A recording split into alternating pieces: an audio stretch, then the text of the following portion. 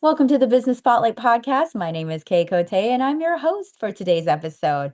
And today on the show, I have Mel Cohen, founding director of Inspired Authors Press, as my guest. We're going to be learning about his business, his journey to business ownership, best practices, and challenges that he's faced to give you that inside look to what it's like to own and operate a business. Welcome, Mel. It's so great to meet you. Thanks for being on the show today. Thanks, Kay. I'm glad you could have me. Look forward to it. Me too. Well, before we dive into all things business, I'd love to share with my audience a little bit about you. So take us back as far as you'd like and share a bit about yourself. Okay, well, we'll go back to 1991. The baseball card business, trading cards, was at the height of its glory at the time. And I decided to write a book called Secret of the Pros, How to Become a Baseball Card Dealer. This is 3 years before Amazon was created. And to self-publish was, nobody ever heard of that. But couldn't get a publishing contract. So I went to libraries and just kept looking up, how do you do this? How do you do that? And ended up producing the book myself. So I self-published the book in 1991. In 4 years, it sold 25,000 copies. The last several thousand were to a distributor who then put them on Amazon.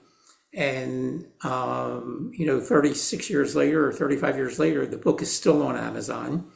But the most important thing about a book is when you produce a book, it almost doesn't matter if you sell any copies. Your book will lead you, you'll be known as an expert in your field because you have a book. It ends up becoming just a little bit more expensive than a firm brochure.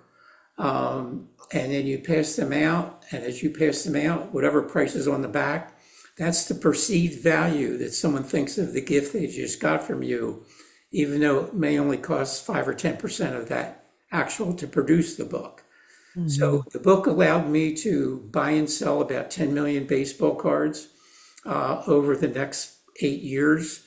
But the real money came to be known as an expert in baseball cards. And I was an expert witness for several law firms, and then got the call of a lifetime 6 years after the book came out. And that was from the largest class action firm in the country. They reviewed a case with me and asked if I was the judge, how would I rule? And when I told them, they said, well, that's the position we're taking. Could you be our expert witness? And I said, well, how did you find me? You're from California. They said, well, we read 30 some books on baseball cards. Yours was the most well written, easiest to understand, and gave us more knowledge than we had with all of our experts researching the subject. So they hired me, and for 5 years, I got a very nice monthly check. And from the original case all the way up to the appeal level, we won, and I was quoted internationally, nationally, as an expert in baseball cards. So that's kind of my background. Then in 2006, went into publishing, published a book that now has surpassed 4 million units sold. And then from there, became my own publisher. And then most recently, I'm a publishing advisor. But then about 3 months ago, purchased the copyright from this book, and then I paid all the costs to produce it, rewrote it, and it's been hit Amazon bestseller status. So there's my background, and we'll let you take over from here. Oh my gosh, that is so cool. I remember when I was in school and the kids were so into baseball cards. It wasn't really my thing, but I was like, Mhm. I could see when people got that like a really rare card or something like that. Yep. So that's very cool. Well, what a cool Yeah. backstory. Well, thank Um, you. well, let's take it into your publishing house now. So you started that when you wrote the first book, when you self-published? Did you like launch the LLC at that time, or is that something that came along later? Came along later. I worked independently, and when Amazon was created, I really tried to become an expert on Amazon. So I was getting calls, hey, I popped in Amazon and the ISBN number won't load, and what can I do? So I did that for years. 2006 is when I went more full-time into it, actually worked for a publishing company. And then they were having trouble launching a book called Good and Evil. And I took over, and within 6 months had it out. They had worked on it for 7 years prior to me joining them. And then in 2014 is when I formed the LLC, and we've published between both companies about 55 books so far. I'm doing anywhere from 3 to 5 a year. In my heyday, I was doing between 8 and 10, but because I own two businesses, I'm trying to balance them, and don't want to work 50 or 60 hours a week anymore. So I've cut back to only producing 3 to 5 books a year. Most of Okay. them are business books. Oh, that's my style. Yep. Oh, wonderful. Okay. So now looking at the business, okay, so you're publishing 3 to 5 books per year. So I want to dive into your clients. Like, who are those authors you're looking for right now? If I were to like check out your website or meet with you, how would I know I'd be a great fit for your to be your client? There are two types of clients that retain me. One, they've tried for 2 or 3 years to get a traditional publisher to work with them, Hmm. and they have no success. They have spent money on literary agents. They've spent money in writing letters of acceptance. They've done whatever they could, and 2 to 3, 4 or 5 years later, their book's not on the market yet. The Hmm. second one would be, this has been on my bucket list. I'm 80 years old. I've never written a book. I've had the manuscript for 20 years. I recently did a book like that with a Holocaust survivor that started writing at age 15 or 16, and at age 78 found me, and I had her book on Amazon within 6 weeks. So that's the two type of clients. One that has given up on getting a traditional contract, and one that wants to use a book to further their career, to be known as an expert, to market their current businesses. A book can really just be an expensive business card. And it's got a very, very high perceived value when you give a book away. So that's my two types of clients that will find me somehow. Oh, wow. Well, that's incredible. So, how are you finding you said they'll find you somehow. So, how are you marketing? Is it word of mouth, referrals, or are you on It's, social I would media? say it's almost 100% referrals. Okay. I've actually taken down my website because I was just getting too many tire kickers. And, Hmm. we would have 2 or 3 or 4 meetings, and, well, I'm not sure. Let me call you back in 6 months. So now I only work with referrals, and I have enough of them. And so many people must have made a New Year's resolution that I'm going to write my book this year, because I've had more contacts in the first 14 days of this year than I had all of last year. So people are finding me. Good. Well, that's amazing to hear. So now as a publishing house, are you it's like I'd love to hear about like your staff and what that looks like. How many staff members do you currently have on your team? Most everybody are independent contractors. The two graphic designers and layout artists that I have, I've worked with one since 2006, one since 2012. Between those two, we've done over 50 books together. My son has joined the business, and he handles a lot of the back end stuff, does the research for me. We've delved into AI assistants. We've tried Claude. We've tried the best one that I like. When we did the book Alcoholics and Our Enablers, there were so many citations that we needed them checked, and we needed them checked fast, and we needed them updated. So a citation on alcoholism from 2021 would not be good enough to put in a book in 2025. So we used Perplexity, and we found Perplexity AI to be the best of all of them. So I after buying the copyright, I did the first rewrite of the book, then hired a medical editor that I've worked with for 40 years, and she did what she does. Then we ran it through Perplexity, sometimes as many as 26 times to get the look that we wanted. Then sent it to our graphic artist for layout and design. She did the covers, did a magnificent job.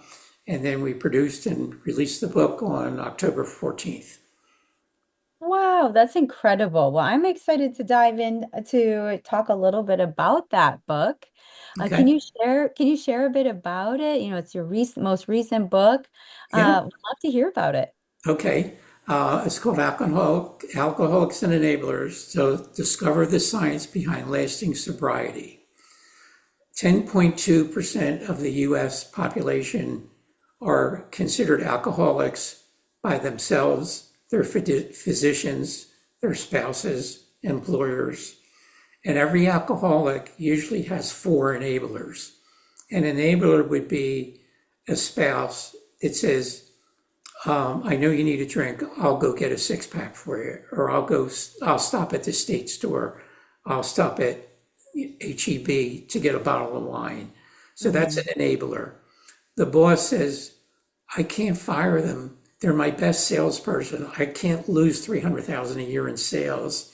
So they enable them to function knowing that at times they're alcoholics. And then others would be family, other family members, friends. Unfortunately, there's a lot of alcoholism between 12 and 18-year-olds. Mhm. That's growing. That's the fastest growing percentile right now. And the parents do everything they can to hide it rather than getting them treatment in many cases. So when you Yeah. add 10.2% for enablers, you have about 50% of our country is an alcoholic or an enabler. And that's what the book's based about. And we have a lot of science in there, the gene structure of those that are vulnerable to alcoholism. And that's not done a lot. And there's almost no books on alcoholism that deal with enablers. And so that's why we did the book. And of over 20 reviews on Amazon, and they're all verified purchase reviews, were 4.9%. I think we've had 19 5.0s and one 4.9. So we have a 4.9% review on Amazon. Oh, well, that's incredible. And I'm sure it's going to be very helpful for people. So I kind of want to talk about now your day to day, you know, as the leader of this amazing machine you've built. What does your day to day look like? Are you mostly working, say, in the business or on the business, or is it a little bit of both? It's mostly in rather than on because the business is very mature. Hmm. Hmm. A lot of my continuing education would be learning more about Amazon, learning more about fulfillment.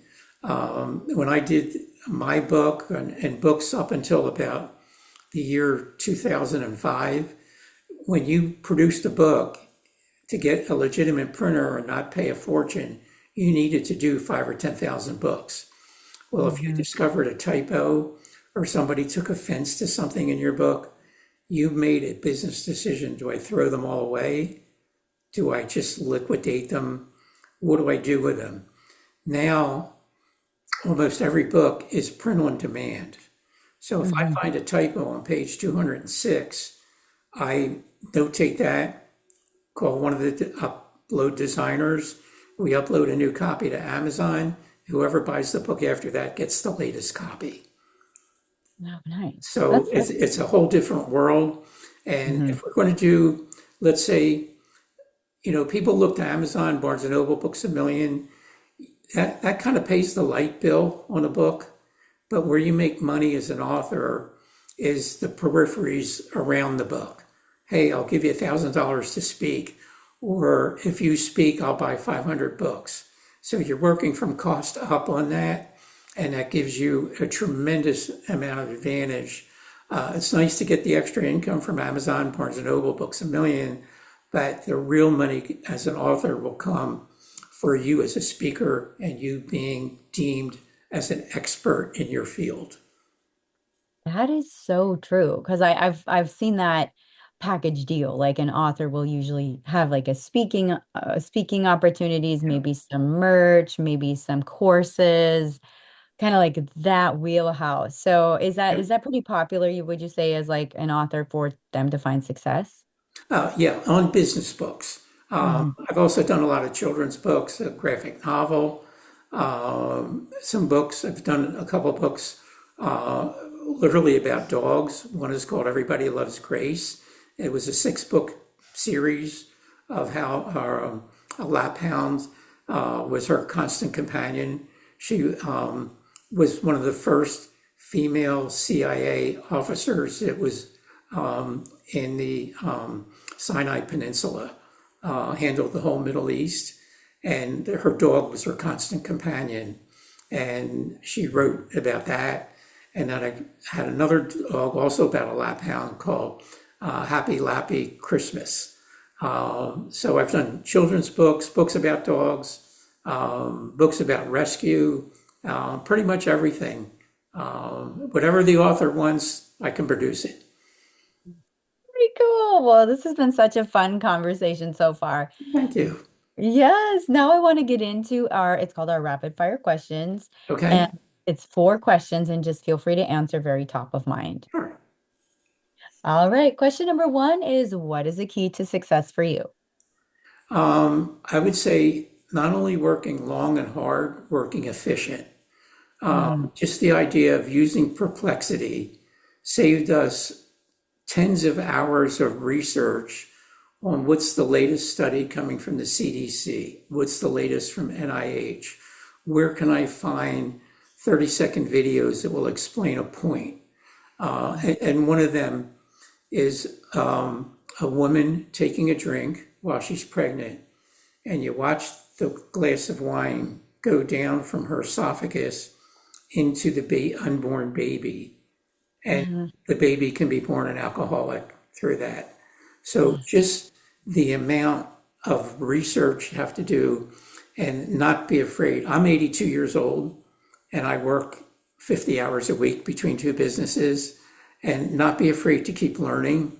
In my other business, at age 79, became a certified blockchain and digital asset advisor. And at age 80, became a certified digital asset advisor on top of being a certified financial planner. So you could never stop learning, no matter what age you are, and just be at the top of your game, no matter what the education costs and where you get it. that is huge advice. I'm going to write that down. Thank There you you for go. sharing that. Uh, so the next question is actually, what is a piece of advice you have for other business owners? To just be cognizant of your business, and especially with the Gen Z and millennials, as an advisor, everybody seems concerned with the top line. Well, you can't spend the top line. So one of the advice I have, if you own a business, what can you take from the top line that goes to the bottom line, pay taxes on that, and put money in your pocket? Think of money in your pocket, because of all the revenue you're generating, if there's not enough profit or markup in your goods or services, you can't put money in your pocket. And if you Mhm. can't put money in your pocket, you can't sustain yourself. You can't raise a family. You can't have any recreation. You can't do anything. So concentrate more on the bottom line of your business rather than the top line of your business. That's really big. It's really big. Number three. Now, this is a fun one, just like based Okay. on your businesses. What is either a book, a podcast, or an article, just something that you've taken in recently? Okay. Based on my certifications in cryptocurrency, a lot of my books are I read no books for recreation. Every book I read, I will buy to learn something. So a book called Crypto Dad, Crypto, let me look at them. The Bitcoin Standard is another one. The Confessions of an Economic Hitman, of how the US economy has grown over the last 50 years at the expense of other countries. And the best book on crypto came out about 3 years ago. It's called The Truth About Crypto by Rick Edelman. And it's a very easy to read. You don't have to have any credentials.